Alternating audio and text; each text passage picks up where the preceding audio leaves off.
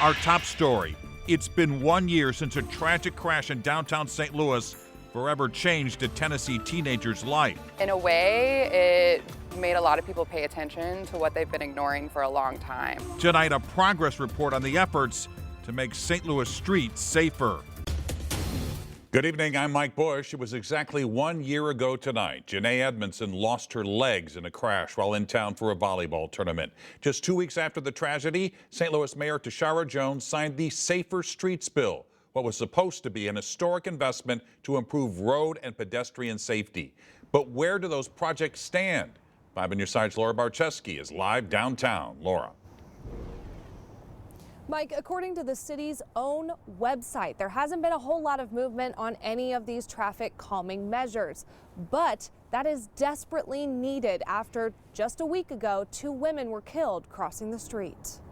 17-year-old Janae Edmondson was crossing the street on February 18th, 2023, when her life as she knew it changed forever. She was hit by a speeding driver and lost her legs. And now, roughly a year later, another family is grieving after a mom and daughter were hit and killed by a speeding driver leaving Drake's concert. What happened to Edmondson heavily affected St. Louis in 2 major areas, one being the circuit attorney's office and the other streets plagued with traffic problems. How can we teach our teenagers how to drive in a city where the rules of the road feel more like suggestions? Those were Mayor Tashara Jones' words as she signed the St. Louis Safer Streets bill nearly 1 year ago, allocating more than $47 million to traffic calming and road improvements. Since then, the city's own website shows only a little more than $392,000 of that money has actually been spent.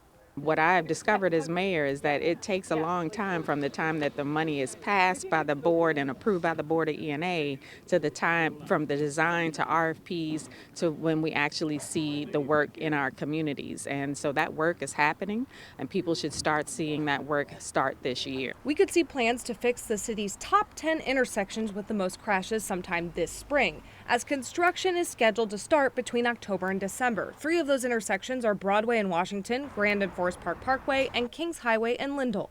We don't have to wait around for more people to die. We can take action now. That's Aubrey Byron, the co-chair of the Community Mobility Committee. She says temporary solutions could have been put in place while the long-term plans move through the process that takes years to implement. You can put up plastic bollards to help narrow lanes and slow traffic. We can have curb bump outs that make it safer and narrow the crossing. And most importantly, we can put crosswalks down. If pedestrians have the right of way, our infrastructure should show that. And in so many places, the crossings are almost gone. Byron says the city desperately needs a mobility and transportation master plan, which the mayor has set aside $1.25 million for. But as of today, none of that money has been spent. For the last several years, it's been the aldermen. It was up to them to make the streets in their wards as safe as possible and do what they can. Reporting live from downtown, Laura Barczewski, 5 on your side.